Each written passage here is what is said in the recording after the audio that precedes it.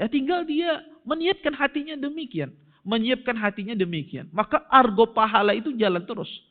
Iya. 24 jam jalan terus pahala itu kepada Anda. Ya makanya kadang-kadang orang itu ya bisa mengalahkan ya amalan yang begitu banyak ya dengan ibadah hatinya.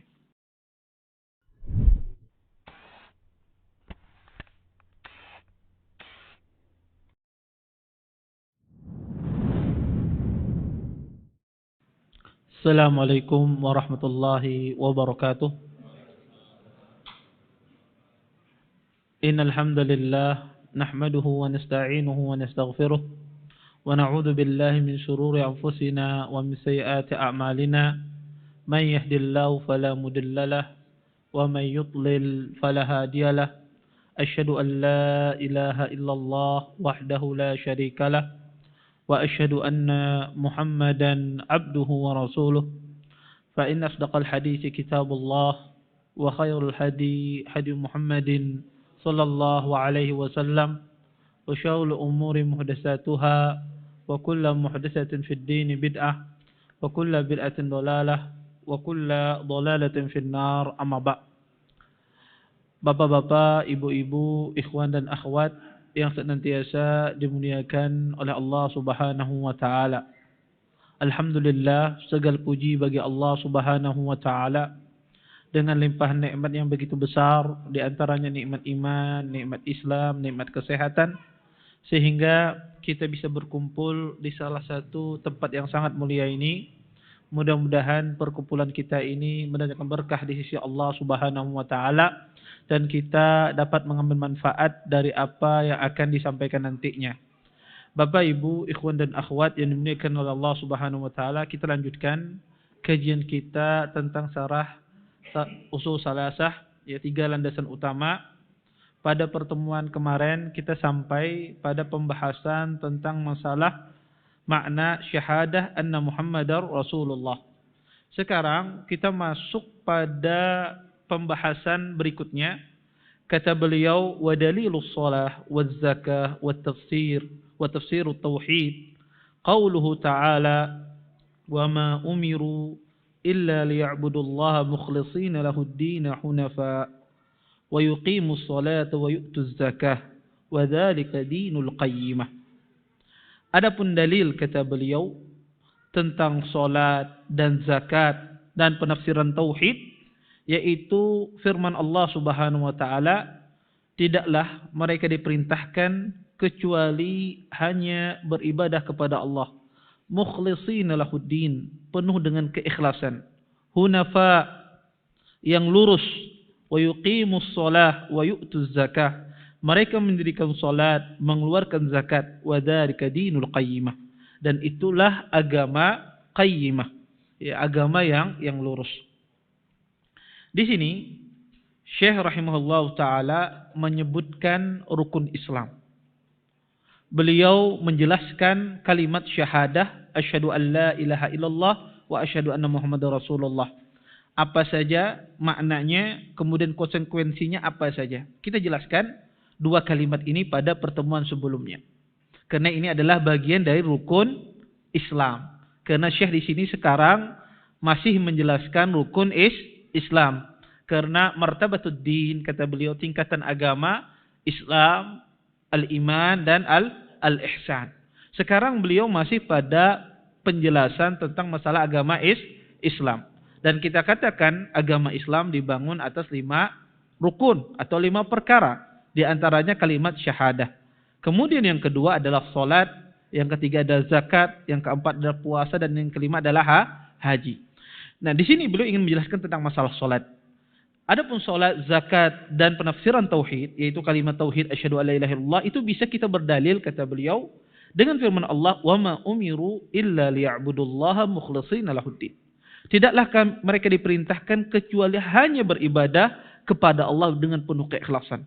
Perkataan illa liya'budullah ini menegaskan tentang masalah tauhid, yaitu isbat, ya, penetapan ibadah itu hanya milik Allah Subhanahu wa taala. Kemudian hunafa di sini adalah nafyu, peniadaan. Sebagaimana yang ulun jelaskan pada pertemuan sebelumnya, asyhadu an la ilaha illallah itu memiliki dua rukun, isbat dan nafi. Penetapan dan peniadaan. Penetapan bahwasanya dialah Allah yang berhak disembah. Peniadaan ya bahwasanya sesembahan selain Allah itu batil semua. Di sini hunafa. Hunafa di sini adalah nafyu, peniadaan. Dari mana Ustaz? Bukankah arti hunafa itu artinya lurus? Kenapa dikatakan di sini bisa nafi? Karena makna hunafa itu adalah seseorang ma'il, ya, dia ma'ilun alal kufur wasyirki ila tauhid. Dia keluar ya dari kekufuran dan kesyirikan ke tauhid. Nah, itu makna hunafa. Orang tersebut keluar dari kesyirikan dan kekufuran menuju tauhid, itulah makna hunafa. Beralih dari kesyirikan menuju tauhid Allah Subhanahu wa taala. Disinilah nafyu, peniadaan, bahwasanya tidak ada yang berhak disembah kecuali Allah Subhanahu wa taala. Maka di sini Syekh berdalil tentang penafsiran tauhid. Wa ma umiru illa liya'budullaha mukhlishina lahuddin. Karena di dalam ayat ini ada dua rukun yang disebutkan, al-isbat dan nafyu. Kemudian kata beliau wa yuqimus shalah. Di antara rukun Islam yang kedua adalah mendirikan salat. Salat ya tidak diragukan, semua orang sepakat. Ya, salat ini merupakan kewajiban yang Allah wajibkan. Dan para ulama ya berselisih tentang masalah orang yang meninggalkan salat dengan sengaja. Wallahu taala a'lam, pendapat yang paling benar di kalangan para ulama adalah orang yang meninggalkan salat dengan sengaja secara total, maka dia kufur, keluar dari Islam. Kenapa? Karena Nabi SAW pernah bersabda, "Bainar rajuli wasyirki wal kufri tarkus shalah." Pembeda antara seorang muslim dan seorang kafir dan seorang musyrik adalah salat.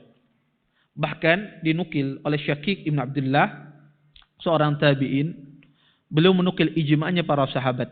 Kata beliau, "Lam yakun ashabun Nabi sallallahu alaihi wasallam yarawna syai'an minal a'mal tarku kufur illa shalah."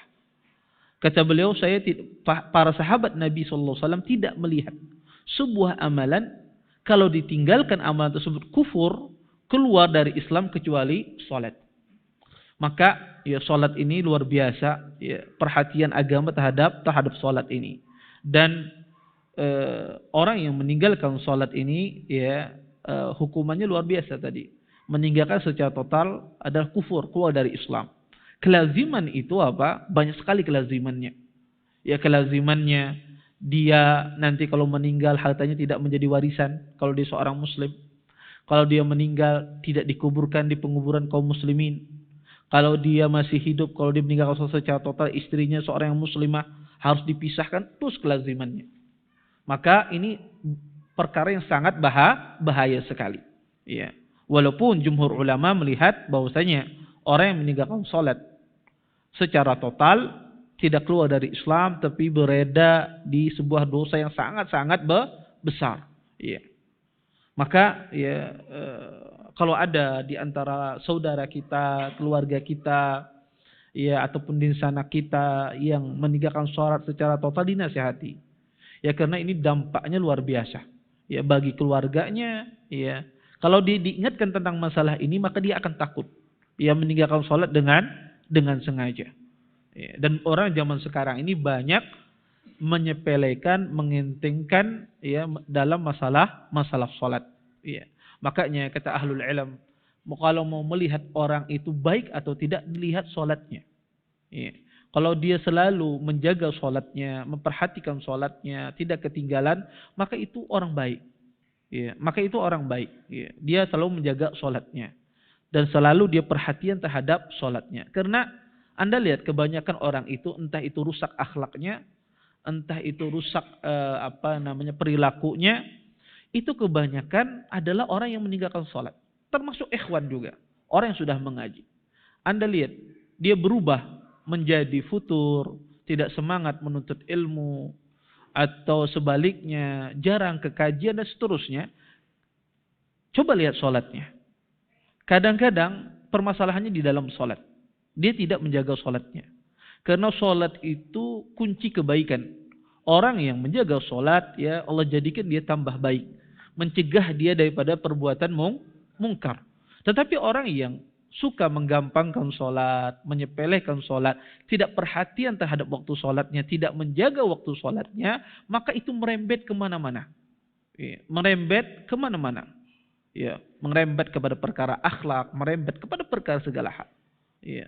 Makanya kata ahlul ilm, kalau lihat orang itu baik, lihat di sholatnya. Ya, ini tentu bukan satu-satu ukuran, tapi indikasi bahwasanya orang itu adalah orang yang baik. Ya. Makanya kalau pian mencari calon laki, misalnya, cari yang rajin sembahyang. Jangan dilihat yang masbuk aja. Ya. Ya. Lihatnya yang di sub pertama, di sub kedua, itu salah satu. Ya, Anda mengindikasi orang ini baik atau kada. Iya. Baik. Kemudian yang kedua, wa yu'tuz zakah. Iya. Mengeluarkan zakat. Mengeluarkan zakat ini juga bagian rukun di dalam rukun Islam. Para ulama mengatakan bahwasanya zakat ini adalah sebuah kewajiban yang Allah wajibkan. Dan tentu di sini saya posisinya tidak ingin menjelaskan zakat secara terperinci. Tapi saya akan menjelaskan secara mujmal. Karena ini bagian dari rukun Islam. Ada beberapa harta yang wajib dizakati. Di antaranya adalah zakat emas dan perak. Ya, maka ini wajib dizakati. Dikiaskan kepada emas dan perak adalah uang. Karena dia sebagai alat tukar. Kemudian yang kedua, harta yang wajib dizakati adalah harta yang dihasilkan dari hasil pertanian. Yang dihasilkan dari hasil pertanian. Maka ini juga wajib dizakati. Kemudian yang ketiga, harta yang wajib dizakati adalah harta dari hasil peternakan. Yaitu 3 hewan. Onta, sapi, dan kambing. Maka ini wajib dizakati. Kemudian yang keempat adalah harta yang wajib dizakati adalah harta dari hasil perdagangan, maka ini juga wajib dizakati. Dan masing-masing harta ini memiliki syarat-syarat tertentu. Kapan dikeluarkan zakatnya, apa saja syaratnya, ada syarat-syarat tertentu. Dan Anda bisa merujuk kepada buku fikih. Intinya, zakat ini harus dikeluarkan. Dan perlu diingat, mengeluarkan zakat ini Bapak Ibu, itu harus segera, alal faur. Tidak boleh seseorang itu mengakhirkan pengeluaran zakatnya. Walaupun 1 jam, berdosa Anda. Anda datang waktu zakat, tidak Anda keluarkan, Anda akhirkan. Walaupun 1 jam Anda akhirkan, berdosa Anda. Ya, karena Allah Subhanahu wa taala memerintahkan, wa aqimus shalah wa atuz zakah. Dirikanlah salat dan keluarkanlah zakat. Dan perintah ini alal faur, segera. Maka orang yang mengakhirkan zakatnya, Ustaz, ulun jatuh tempo hari ini isuk, kawalah ulun keluarkan kada boleh. Berdosa Anda. Ya, kalau Anda tidak ada udzur syar'i untuk mengakhirkannya, maka berdosa Anda. Dan ini sering terjadi bagi orang yang punya harta, selalu banyak di antara mereka mengakhirkan pengeluaran zakat. Dan ini adalah mereka jatuh ke dalam sebuah dosa. Dosanya apa? Dosa mengakhirkan mengeluarkan zakat. Bukan dosa tidak membayar zakat, bukan. Tetapi dosa mengakhirkan mengeluarkan zakat. Kalau begitu Ustaz lebih baik berdahulu, lebih bagus berdahulu. Daripada datang waktunya Anda tidak bisa mengeluarkan. Maka lebih baik Anda dahulukan. Seminggu sebelum masuk waktunya. Maka keluarkan zakatnya. Dan itu lebih selamat ketimbang Anda diakhirkan. Karena banyak ashabul amwal, orang yang memiliki harta, menggampangkan masalah ini, menyimpan-nyimpan. Akhirnya dia katakan, kayaknya kada ada yang cocok di masjid ini diberi zakat misalnya. Kayaknya cari orang yang pas. Ditunggu lama, 1 bulan, 2 bulan. Harta itu berdosa. Itu berdosa dia tahan. Tidak dia keluarkan. Karena itu haknya para fuqara. Harus diserahkan. Itu bukan harta Anda. Itu haknya para fuqara. Harta mereka di sana. Maka segera diserahkan. Makanya kata para ulama, kewajiban zakat itu alal faur. Segera. Datang kewajibannya langsung dikeluarkan. Tidak ditunda-tunda. Kemudian kata Syekh di sini wa dalilus siyam. Adapun dalil tentang masalah puasa, qauluhu ta'ala, firman Allah Subhanahu wa taala, ya ayyuhalladzina amanu kutiba alaikumus siyam kama kutiba alal ladzina min qablikum la'allakum tattaqun. Adapun dalil puasa adalah firman Allah Subhanahu wa taala, wahai orang-orang beriman, telah diwajibkan atas kalian berpuasa sebagaimana diwajibkan atas orang-orang sebelum kalian agar kalian bertakwa.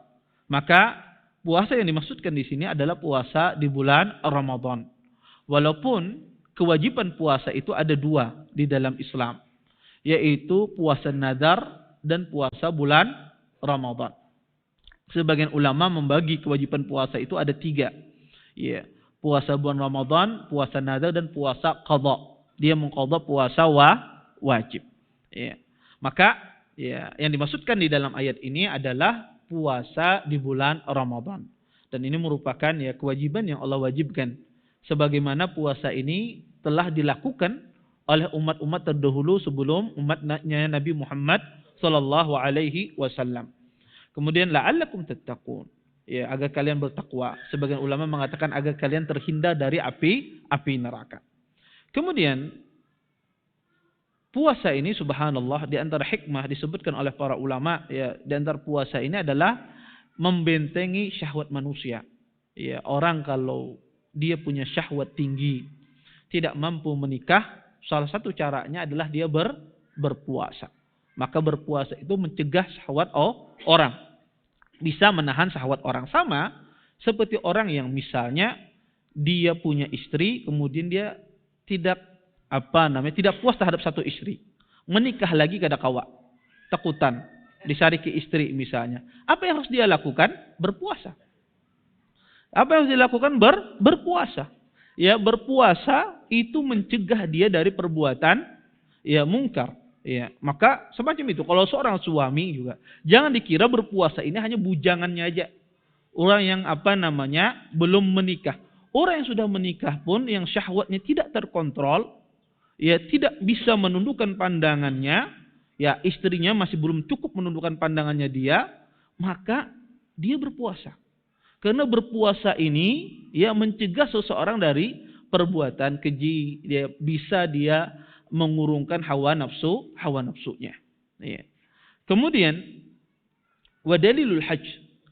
Adapun dalil tentang masalah puasa kata beliau, qauluhu ta'ala, firman Allah Subhanahu wa taala, walillahi 'alan nas hajjul baiti man istata'a ilaihi sabila wa man kafara fa innallaha ghaniyyun 'anil 'alamin. Adapun dalil tentang berhaji adalah firman Allah Subhanahu wa taala, sesungguhnya ya walillahi, atas Allah, ya, kewajiban ya bagi manusia atas Allah untuk berhaji ke Baitullah bagi orang yang mampu. Dan barang siapa kufur, sesungguhnya Allah Maha Kaya anil alamin, dari semesta ini. Dari ayat ini menjelaskan tentang kewajiban berhaji bagi manusia. Haji ini merupakan sebuah kewajiban yang Allah wajibkan bagi setiap muslim dan muslimah, bagi orang yang mampu. Mampu di sini tentu saja terpenuhi dua unsur, mampu dari sisi harta dan mampu dari sisi fisik. Ya. Kalau dia mampu dari sisi harta, tidak mampu dari sisi fisik, tentu dia tidak wajib berhaji. Ya. Kadang orang kaya, ya, punya banyak harta tapi fisiknya tidak bisa untuk berhaji. Ya. Atau sebaliknya, kuat badannya tapi dia tidak memiliki kemampuan untuk berhaji, tidak memiliki harta. Maka ya, haji ini Allah wajibkan bagi orang yang mampu. Ya, dan subhanallah ya, baru kita lewat musim haji. Ya, dan haji ini masya Allah, ya, pahalanya sangat besar yang Allah janjikan. Ya, kata Nabi SAW, ya, laisa lahu jazau illa jannah. Ya, maka haji mabrur itu tidak ada balasan yang setimpal baginya kecuali surga. Ya, dan haji ini adalah ibadah yang sangat agung. Kemudian Syekh berpindah setelah selesai menjelaskan martabah yang pertama, rukun Islam, beliau berpindah kepada al-martabatus tsaniyah, yaitu martabat tingkatan yang kedua, yaitu rukun iman.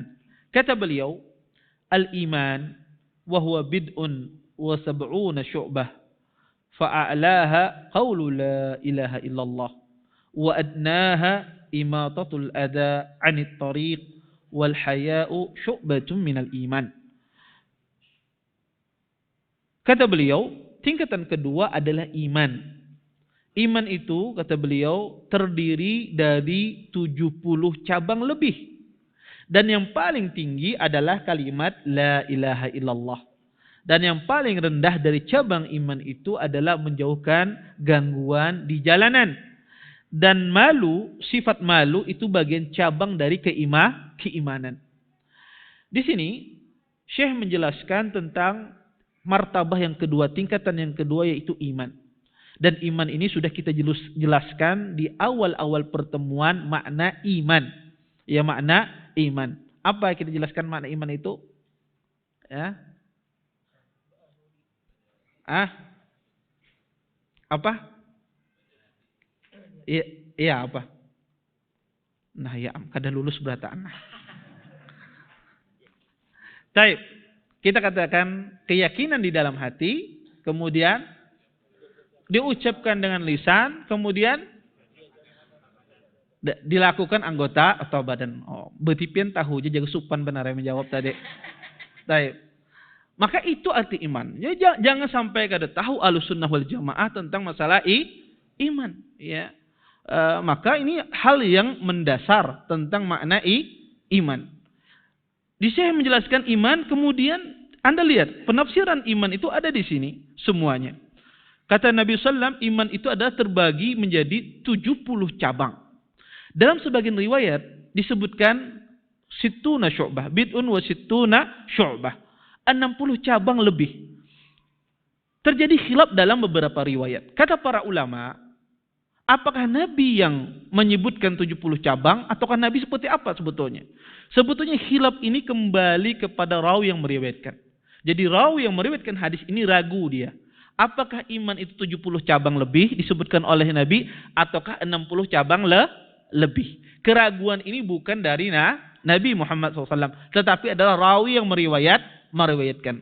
Apakah iman itu 70 cabang lebih ataukah 60 cabang lebih? Setidak-tidaknya adalah 60 cabang lebih iman tersebut. Sebagian ulama menghitung cabang iman itu lebih dari 60. Kemudian dijelaskan di sini, ya, fa'alaha, ya, paling tinggi dari cabang iman itu adalah qaulu la ilaha illallah. Maka para ulama mengatakan paling tinggi dari rukun iman itu adalah arkanul iman yang 6. Rukun iman yang 6. Itulah yang paling tinggi dari cabang-cabang keimanan. Jadi cabang keimanan 60 atau 70 yang banyak itu, yang paling tinggi itu adalah rukun iman yang 6. Maka itulah disebut dengan arkanul iman atau arkanu sittah. Apa saja rukun iman yang ke-6 itu? Ya, sebelum kita masuk itu, kemudian kata beliau, wa adnaha imatatul adza anit tariq. Dan yang paling rendah adalah menjauhkan duri di jalanan. Ini berkaitan dengan apa? Dengan fi'il, dengan perbuatan. Yang sebelumnya berkaitan dengan perkataan. Kemudian wal haya'u syu'batun minal iman. Dan hati itu dan malu itu bagian dari iman. Maka malu ini letaknya di hati. Dan ini bagian berkaitan dengan ibadah hati. Dan subhanallah, ya, ibadah hati ini, Bapak Ibu, ini ibadah yang sangat simpel. Tidak membutuhkan tenaga. Berbeda dengan perkataan, perbuatan.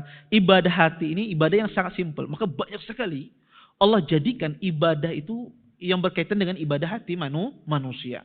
Maka kadang-kadang kita ini kurang pandai memanfaatkan hati kita ini untuk ibadah. Kadang kita itu fokus pada perbuatan fisik. Seperti bersedekah, sholat, dan ini bagus tentunya. Ya, dan ini sangat bagus tentunya orang bersedekah, sholat. Tapi kadang banyak orang itu melupakan ibadah hati. Ya, dari sifat, misalnya dari sifat takut kepada Allah Subhanahu wa taala, dari sifat di hati manusia tidak memiliki hasad pada orang-orang, dari sifat di hati manusia, suka ingin berbuat baik, hatinya ingin berbuat baik kepada orang. Dari ibadah hatinya yang selalu berhusnudzon, berbaik sangka kepada Allah Subhanahu wa taala. Ibadah hatinya yang tawakal kepada Allah Subhanahu wa taala. Ini kadang-kadang dilupakan. Ya, banyak orang melupakan ibadah hati ini padahal tidak butuh tenaga. Ya, tinggal dia meniatkan hatinya demikian, menyiapkan hatinya demikian. Maka argo pahala itu jalan terus. Iya. 24 jam jalan terus pahala itu kepada Anda. Ya, makanya kadang-kadang orang itu ya bisa mengalahkan ya amalan yang begitu banyak ya dengan ibadah hatinya. Makanya Nabi SAW menyebutkan ada seorang sahabat, kata Rasulullah SAW, akan masuk dari pintu ini adalah seorang sahabat ahli surga. Masuk sahabat ini. Besok lagi Nabi memperingatkan, ya, kata Nabi akan masuk dari pintu ini sahabat ahli surga. Masuk lagi sahabat yang demikian. Sampai 3 kali. Ada salah seorang sahabat Nabi penasaran. Kok sahabat ini disebutkan apa ahli surga? Ya. Akhirnya pun dia bermalam ya, di rumah sahabat tersebut. Dia ingin mengetahui apa amalan yang dilakukan ini. Sampai-sampai Nabi menyebutkan 3 kali orang ini ahli surga. Jadi bermalam. Dia bermalam 3 hari. Dia dapati amalannya seperti biasa, seperti para sahabat. Dia sholat tahajud, kita pun sholat tahajud. Nggak ada sesuatu yang istimewa dari amalannya. Tetapi kata beliau, saya dapati kalau dia berbalik, dia ada sesuatu, dia menyebut nama Allah Subhanahu wa taala. Itu saja yang saya dapati, sesuatu amalan dia. Tetapi itu sesuatu yang biasa. Kata sahabatnya, tidak mungkin Nabi mengatakan dia adalah ahli surga gara-gara ini saja. 3 hari sudah, sahabat ini pun berterus terang dia. Dia mengatakan, saya datang ke sini ini karena saya mendengar Nabi SAW menceritakan kamu ini adalah ahli surga. Tapi saya datang ini ingin mengetes ya, melihat apa amalanmu. Karena orang itu sehari itu ada kelihatan. Ya, aslinya itu ada kelihatan. 2 hari ada kelihatan. 3 hari, biasanya 3 hari kelihatan. Iya. Pian kalau hendak mengetahui asli orang itu kawan aja selama 3 hari kelihatan. Iya. Sama juga bertamu. Iya. Sehari itu luar biasa jamuannya. 2 hari berkurang. 3 hari ala kadarnya sudah. 4 hari kadang disurungi, kadang kada. Iya. Maka orang itu kelihatan ya, sudah berhari-hari itu kelihatan. Iya. Dan itu enggak ada masalah. Tamu itu lebih dari 3 hari enggak ada masalah. Antum kada kasih makan enggak ada apa-apa. Ya, tetapi maksud ulun itu orang itu akan kelihatan ya sudah 3 hari ya. Kalau sehari bertemu sejam, sesaat itu manis, ketawa biasa. Ya. Tapi kalau sudah 4 hari, seminggu sama, nah itu berarti emang kayak itu watak kesiden ini. Maka kata sahabat ini tidak ada sesuatu yang istimewa. Akhirnya dia minta izin untuk keluar gitu. Dia ceritakan. Ketika keluar, sahabat ini dipanggil oleh orang ini. Kata dia, saya tidak memiliki amalan sesuatu apapun, kata dia. Tetapi ada satu hal yang sering saya amalkan, kata dia. Apa?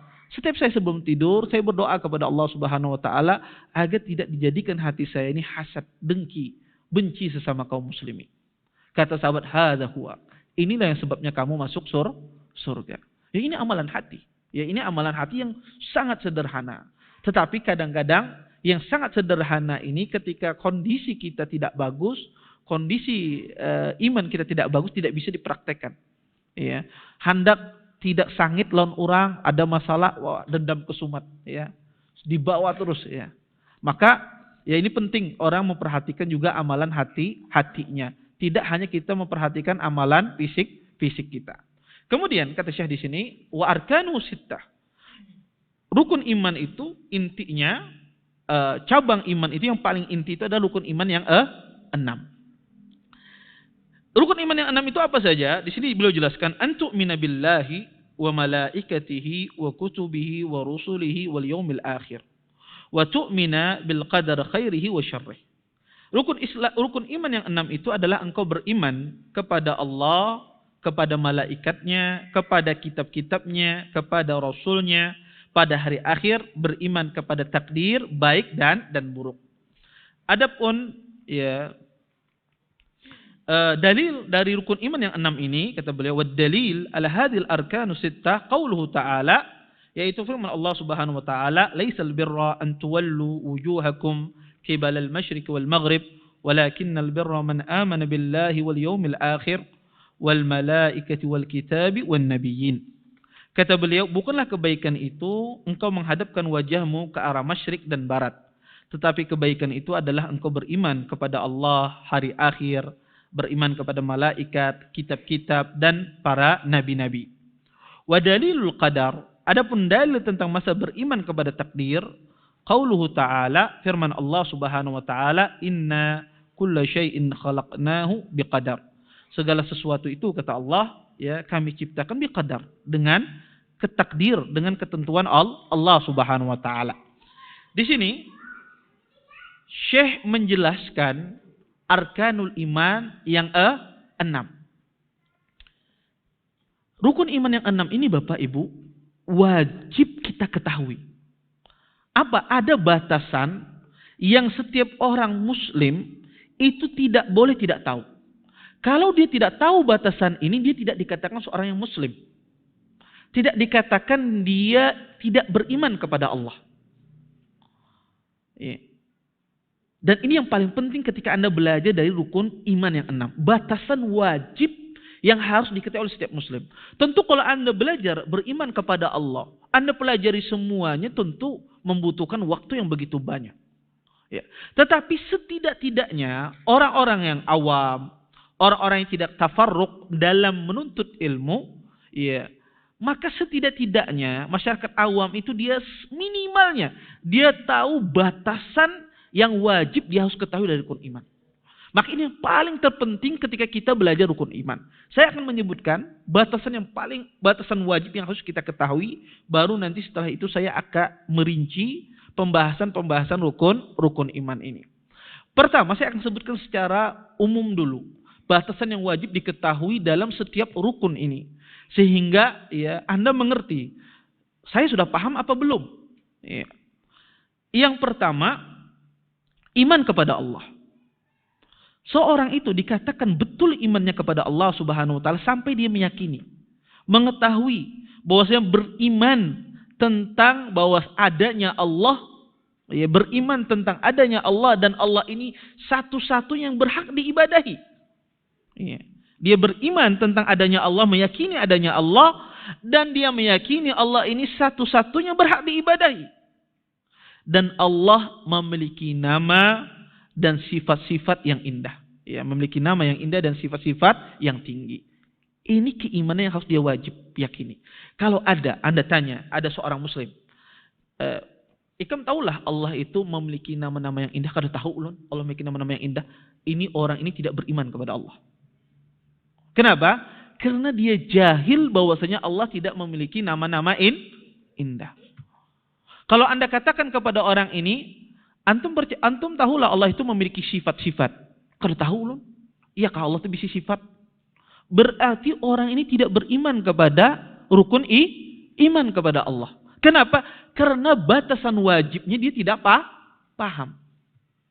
Berbeda halnya kalau Anda katakan Allah itu, Anda tahulah Allah itu bersemayam di atas arasy.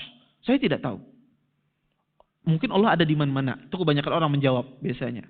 Tetapi kamu tahulah Allah itu memiliki nama, memiliki sifat. Tahu ulun Allah memiliki nama dan sifat indah. Ini dikatakan dia beriman.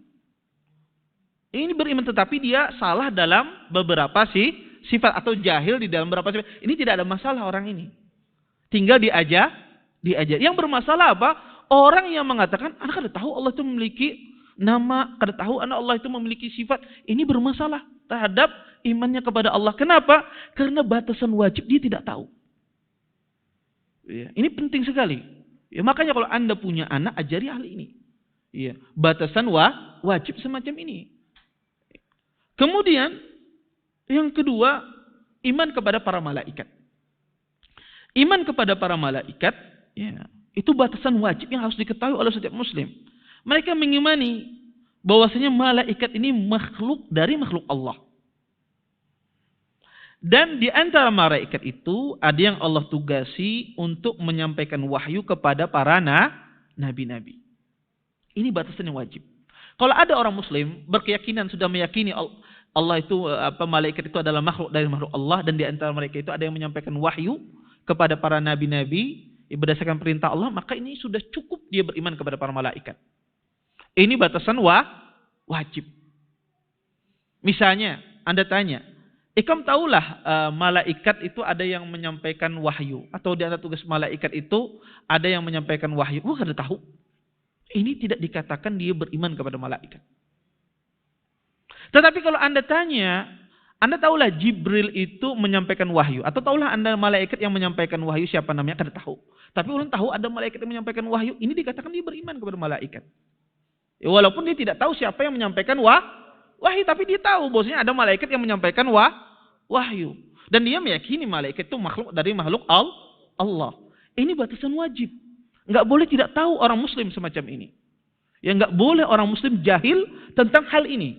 Ini tidak kejahilan yang tidak ditolerir. Ya, kejahilan tidak, ini harus diketahui oleh setiap muslim dan mukmin. Ya, masalah ini. Kemudian yang ketiga, iman bil kutub, beriman kepada kitab-kitab. Beriman kepada kitab-kitab ini batasan wajib yang harus kita ketahui dan harus kita pahami adalah ya, bahwasanya Allah Subhanahu wa taala menurunkan kitab-kitabnya kepada rasul-rasul yang dia kehendaki. Dan kitab tersebut merupakan firman Allah Subhanahu wa taala, perkataan Allah Subhanahu wa taala. Dan kitab-kitab tersebut dijadikan rujukan ya sebagai manusia berhukum padanya. Dan semua kitab yang Allah turunkan semua itu terhapus dengan Al-Qur'an. Maka ini pemahaman ini harus dipahami oleh orang, setiap muslim.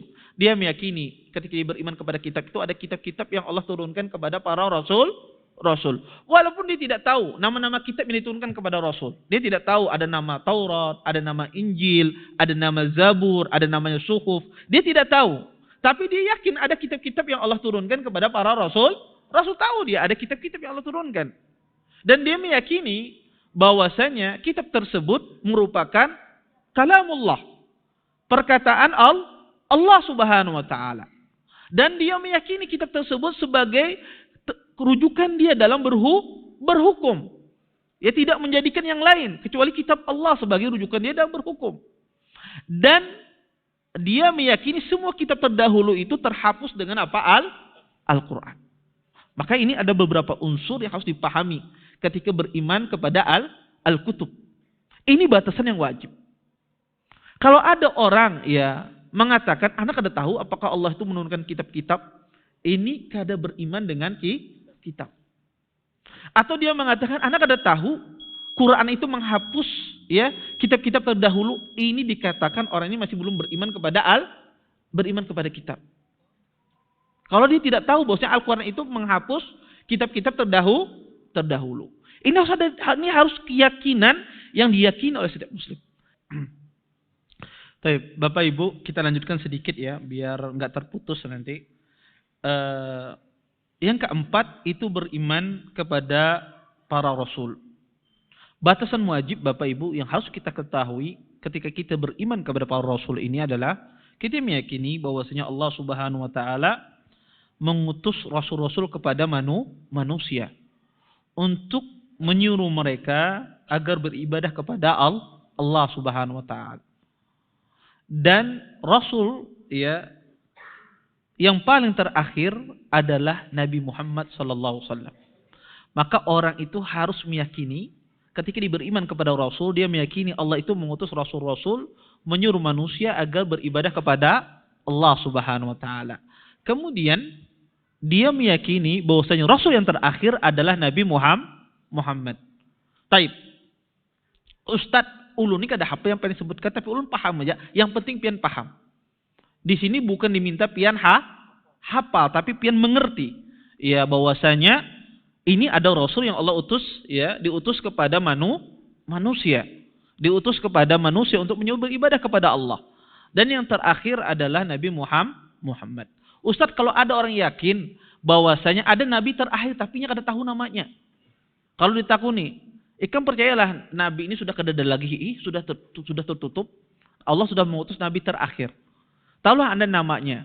Kada tahu siapa nabi terakhir itu, ini masih dikatakan dia belum beriman kepada Rasul. Kenapa? Karena jahil nama Nabi Muhammad SAW menunjukkan jahil tentang hakikat syariat yang dibawa oleh Nabi Muhammad. Iya. Maka ini kata para ulama, dia tidak dikatakan beriman kepada Rasul. Kalau dia tidak tahu nama Nabi Muhammad SAW. Yang penting dia tahu ada Nabi terakhir namanya Nabi Muhammad titik.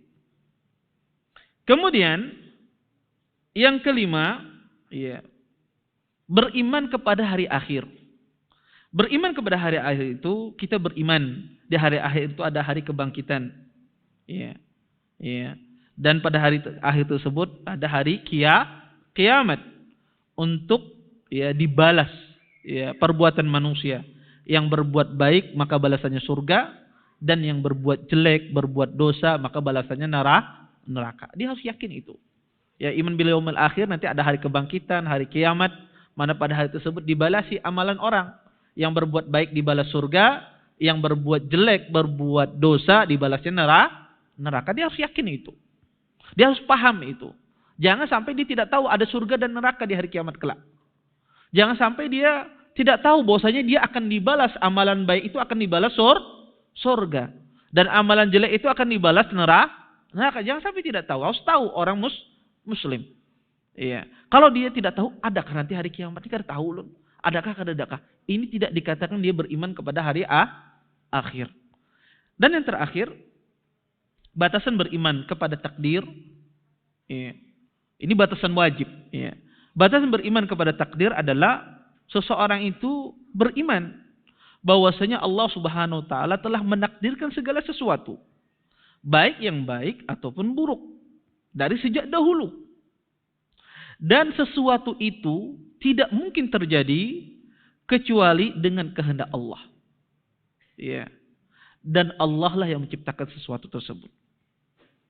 Jadi dia meyakini ketika beriman takdir bahwa segala sesuatu yang di dunia ini sudah ditentukan oleh Allah, baik buruk ataupun baik dari sejak dahulu. Dan sesuatu itu tidak mungkin terjadi kecuali dengan kehendak Allah. Dan Allah yang menciptakan sesuatu itu. Maka ini keyakinan yang harus diyakini oleh setiap muslim. Kalau dia paham semacam ini, walaupun dia tidak hafal, tapi dia paham ini, maka dikatakan dia beriman kepada takdir. Nah, ini batasan yang wajib, yang paling harus dipahami oleh setiap muslim ketika Anda belajar rukun iman. Ya, maka batasan ini yang harus Anda pahami terlebih dahulu. Setelah ini, kalau Anda paham semacam ini, setelah ini perincian dalam masalah beriman kepada Allah, beriman kepada malaikat, beriman kepada kutub, beriman kepada rasul, beriman kepada hari akhir, beriman kepada takdir, maka itu tergantung orangnya. Bisa jadi perincian setelah itu wajib pada sebagian orang, bisa jadi tidak wajib. Iya. Maka tapi ini yang wajib pada semua manusia, baik yang awam, baik yang berilmu, baik yang belajar ataupun tidak belajar, wajib dia mengetahui yang saya sebutkan tadi. Ya, dan ini hal yang paling terpenting dalam masalah memahami rukun iman. Taib, mungkin sampai di sini dulu. Insyaallah nanti kita lanjutkan pada pertemuan berikutnya. Taib, sebelum ulun tutup, kalau ada yang bertanya silahkan. Kalau ada yang mau bertanya, tafadhal. Ya. Taib. Oh, taib. Kita jawab ini kah dulu, kertas dulu. Taib. Ustadz tadi menyampaikan jangan terlambat mengeluarkan zakat. Menghitung zakat berapa nominalnya dan sudah ditetapkan angkanya. Tetapi membaginya terlambat. Apakah ini termasuk terlambat mengeluarkan zakat? Jadi beliau menanyakan tentang masalah, Ustadz, saya sudah menghitung harta saya, sudah dihitung hartanya berapa yang akan dikeluarkan nominalnya. Tapi belum saya keluarkan, sudah sampai waktunya. Apakah ini dikatakan terlambat? Iya. Selama belum Anda kasihkan uangnya kepada si fakir dan miskin, belum Anda kasihkan, maka Anda belum mengeluarkan zakat. Ustadz sudah ulang telefoninya, ikam hendak kubari zakat misalnya. Tapi belum dijulung-julung, ini hanya menawari aja. Iya. Sewaktu-waktu bisa sidin ambil, dialihkan ke yang lain. Ya, maka ini belum dia mengeluarkan zakat. Ya, ini belum mengeluarkan zakat. Zakat itu dikeluarkan kalau sudah Anda kasihkan, baru Anda dikatakan mengeluarkan zakat. Kalau belum dikeluarkan, Ya, Anda belum dikasihkan, Anda belum mengeluarkan zakat. Taib. Ustadz, apakah benar jika kita menemukan bagian yang tidak basah setelah mandi junub, maka tinggal membasuh bagian yang tidak basah tersebut? Mohon penjelasannya Ustadz, jazakumullah khairan. Kalau bagiannya sedikit, pada asalnya mandi junub itu meratakan air ke seluruh tubuh. Tapi kalau ada bagian sedikit misalnya tidak kena, kalau Anda tahu ya siram bagian tidak kena tersebut. Tetapi kalau sudah seandainya jaraknya lama Ustaz, sudah kering misalnya tubuhnya ya, jarak. Kemudian ingat tadi misalnya ada bagian tidak kena. Kalau bagiannya sedikit saja, kecil, ya tidak ada masalah, itu dimaafkan. Dimaafkan. Tapi kalau banyak misalnya, maka mandinya tidak sah karena dia tidak meratakan air ke seluruh tubuh. Ya, tetapi kalau ketika saat mandi melihat ada yang tidak kena, maka tinggal siram aja. Ya, tinggal siram bagian tidak kena. Tapi kalau sudah kering, ya sudah kemudian lama baru ingat. Ya, dan ini jarang mungkin kejadiannya. Tapi dia baru ingat tadi. Ya, tadi mandi, kada ingat memandai kepala misalnya rambutnya. Apa pakai anduknya kering misalnya. Dia lupa. Ya, maka itu bagian yang besar. Maka itu ya diulang mandinya, karena dia tidak mengatakan air ke seluruh tubuhnya. Taib. Tafadhal. Ya Ustaz, masalah niat. Kalau awalnya kan misalnya niatnya ikhlas karena Allah. Belakangan dia menyebut-nyebutnya kan pahalanya hangus. Gimana kalau sebaliknya? Awalnya niat itu bercampur. Belakangan ya semoga Allah menerima perbuatan saya. Pernah kami lakukan dulu begini Ustaz, waktu itu masih bekerja sama pemerintah. Ada daerah yang tidak punya air bersih. Jadi kami, ya saya, mohon bantuan terus dapat. Jadi daerah itu jauh dari air bersih, tidak menikmati. Terus kami buat sumur bor artesis, dapat jalan siang malam. Tapi waktu itu niatnya memang karena Allah, tapi bercampur supaya naik jabatan waktu itu. Nanti sekarang menyesal. Kenapa tidak murni waktu itu? Apa niat sekarang diterima Ustadz yang begitu? Iya. Pertama, yang kedua masalah zakat tadi Ustadz. Kami selama ini mungkin karena kedangkalan hanya tahu saja zakat fitrah, zakat mal yang jelas, zakat. Tapi zakat perdagangan kami belum tahu bagaimana itu. Contohnya Ustadz, zakat perdagangan. Ya. Zakat pertanian peternakan itu. Ya.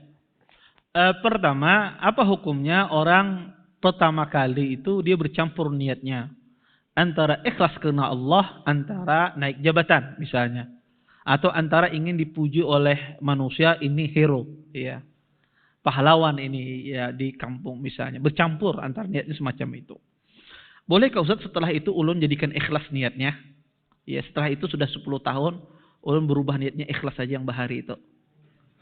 Apakah jadikan ikhlas niat tersebut atau tidak? Itu pertanyaan beliau. Pertama, Allah Subhanahu wa taala berfirman dalam Al-Qur'an, "Man kana yuridul hayatad dunya wa zinataha nuwaffi ilaihim a'malum fiha wa hum fiha la yubkhasun."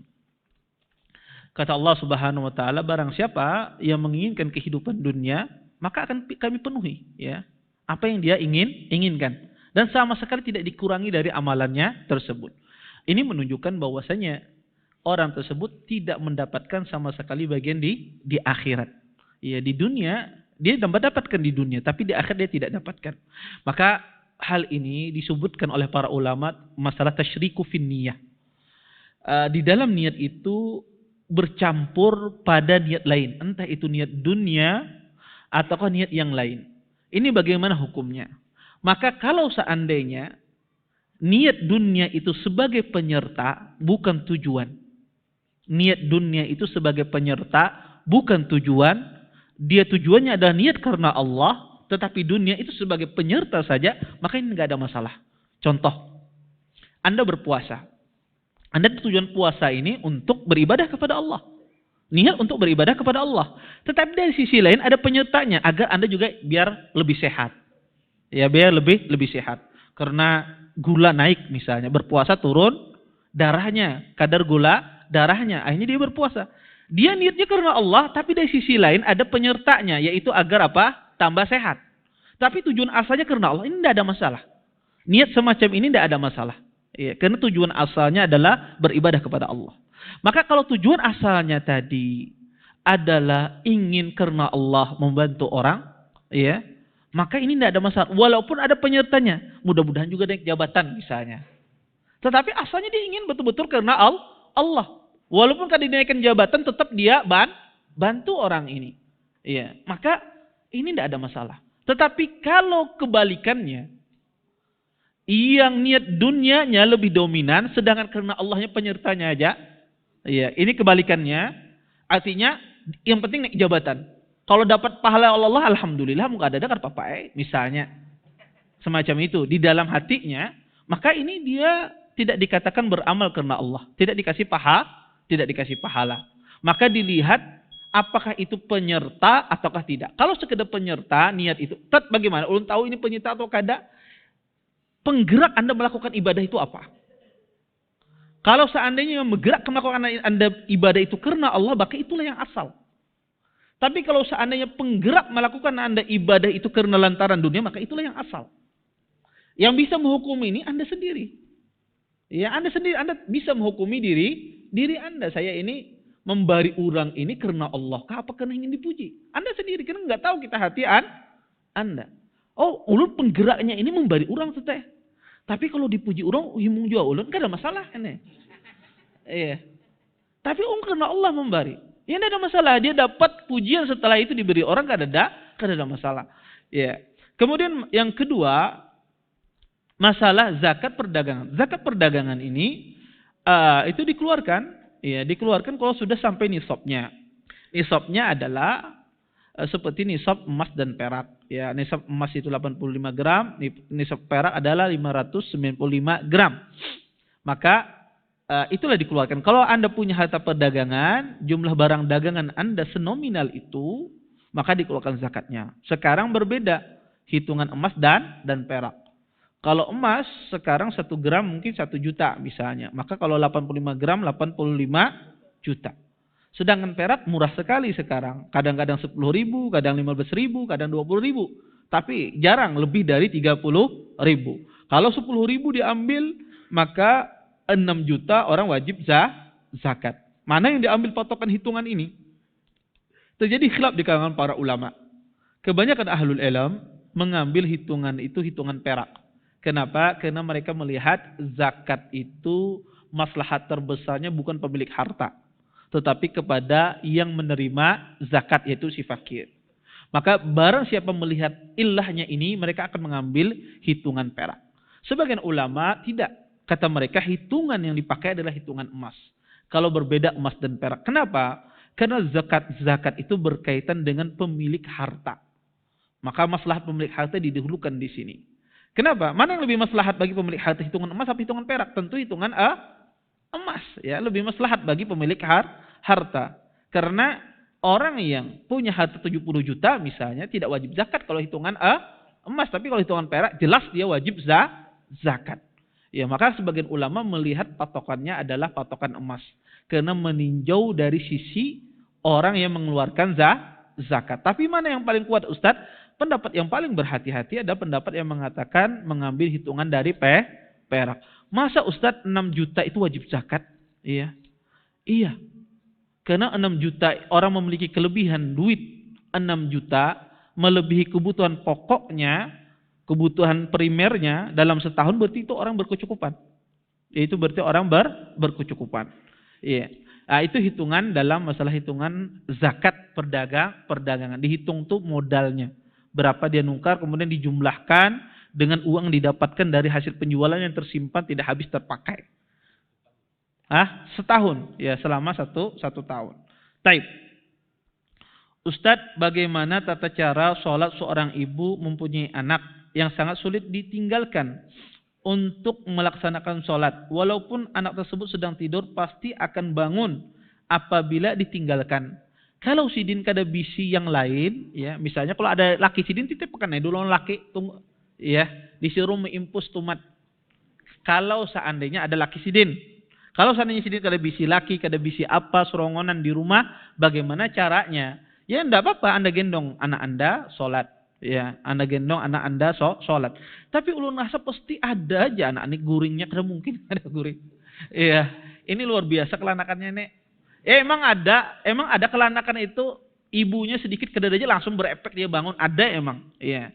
Ada dia apa namanya? Sensitif banget. Iya. Bau ibunya aja kedada sudah tahunya. Ibunya kedada, iya. Ya kelanak tuh sensitif banget ya. Iya. Maka kalau seandainya anaknya semacam ini seperti ini sifati tidak bisa ditinggalkan ya. Anggaplah betul apa yang beliau sampaikan, tidak ada yang bisa ditinggalkan, gimana caranya? Enggak apa-apa, pian gendong. Pian gendong sembahyang ya, ketika pian ruku pian andak ya.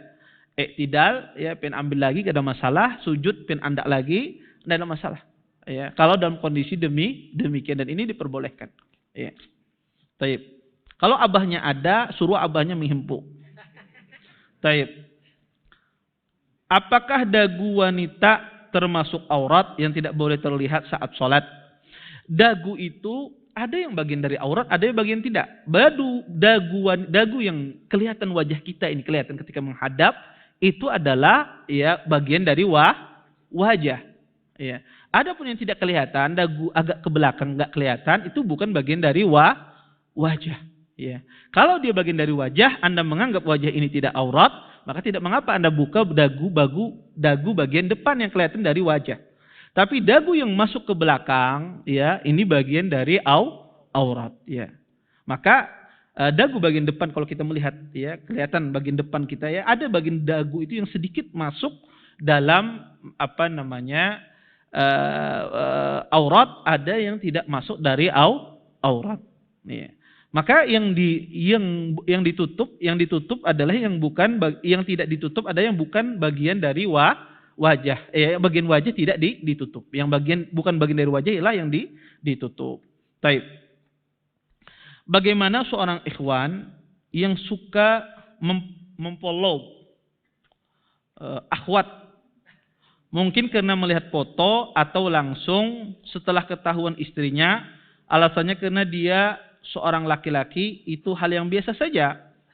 Apakah laki-laki seperti itu tidak menundukkan pandangan? Iya. Pertama, ya jelas asal apa laki-laki memfollow akhwat. Iya. Apa? Ya, nggak ada maslahatnya. Ya, nggak ada faedahnya. Iya. Ya jelas itu ya tidak benar ya laki-laki memfollow akhwat ya. Inya berjualan. Iya. Kalau berjualan jangan Anda memfollow.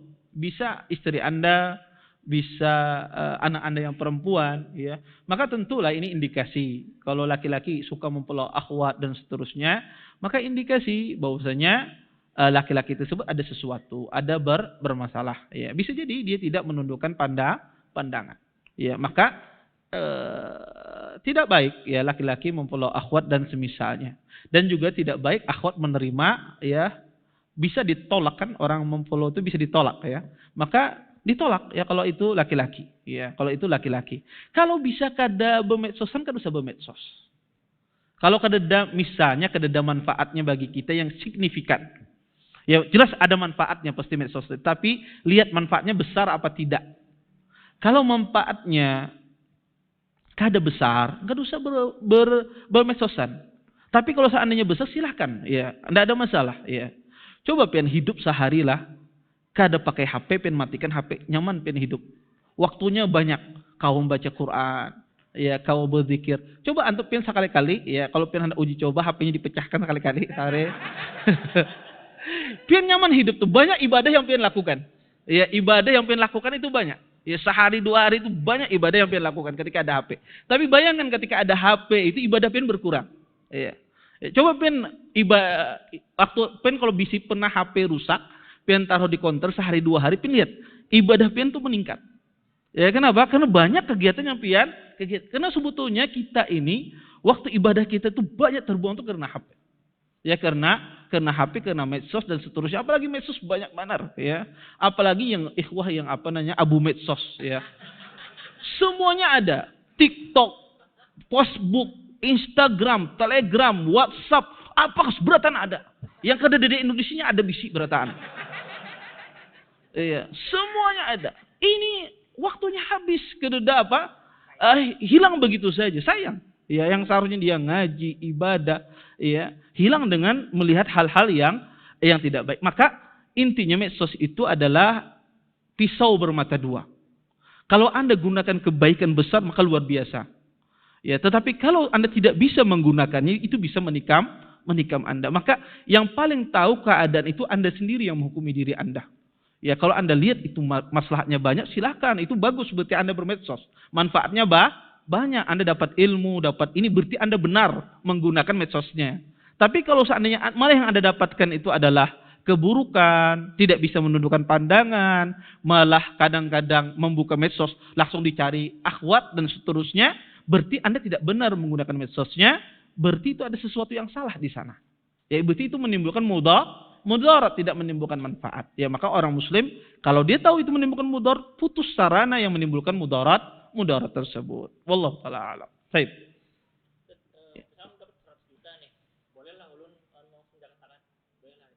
Dapat 1 juta. Iya, jazakumullah khair. Pertama, boleh Anda dapatkan 1 juta, kemudian langsung Anda zakatkan. Zakatkan beratankah katakanlah. 100 juta dia dapat, dia keluarkan 2,5%, yaitu 2.500.000. Boleh dia langsung dia keluarkan, boleh mensegerakan zakat. Boleh, tidak ada masalah. Tetapi nanti ketika dia mensegerakan zakat, dia harus hitung nanti ketika sudah sampai waktunya. Contoh misalnya, dia dapat uang itu di bulan awal Muharram. Baik. Pada Ramadan dia keluarkan zakatnya. Ya, pada Ramadan 100 juta itu dia keluarkan karena uangnya masih utuh. 2,5 juta. Ternyata pada Muharram itu ternyata bertambah uangnya. Tidak 100 juta. Uangnya berkembang menjadi 120 juta. Nah, tambahan 20 juta ini Anda keluarkan. Ya, yang 100 juta sudah selesai. Tapi tambahan 20 juta ini belum Anda keluarkan karena masuk dalam hitungan zakat Anda pada bulan Muharram tersebut, semacam itu. Wallahu taala a'lam. Itu masalah keimanan tadi. Kan kita kalau misalkan kita harus tahu nih batas minimal keimanan tadi. Apakah konsekuensinya mengeluarkan seseorang dari keislaman batas Islam? Beda antara dia tidak mengetahui bukan dan tidak menghafal. Banyak orang itu tidak menghafal tapi paham itu. Ya, kebanyakan rata-rata kaum muslimin itu tahu dia, tapi tidak hafal aja. Ini tidak ada masalah. Dia tahu, yakin macam itu, tapi tidak hafal, nggak ada masalah. Yang masalah itu dia tidak paham sama sekali. Maka itu tidak dikatakan dia beriman. Maka tidak dikatakan dia seorang muslim. Kalau arkanul iman. Karena di sini tentu nanti akan masuk ke pembahasan tentang masalah uzur bil jahal. Apakah yu'dzar orang dengan kejahilannya? Ini pembahasan luas. Tapi secara umum hukumnya demikian. Ya, ada orang itu diuzuri dengan kejahilannya. Ada orang itu tidak dikasih uzur dengan kejahilannya. Wallahu taala. Baik.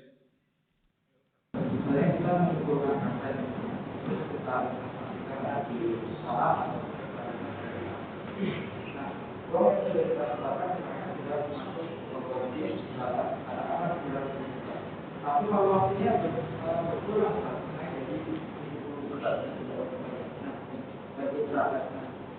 kita apakah ataupun misalnya wajib memindahkan Iya.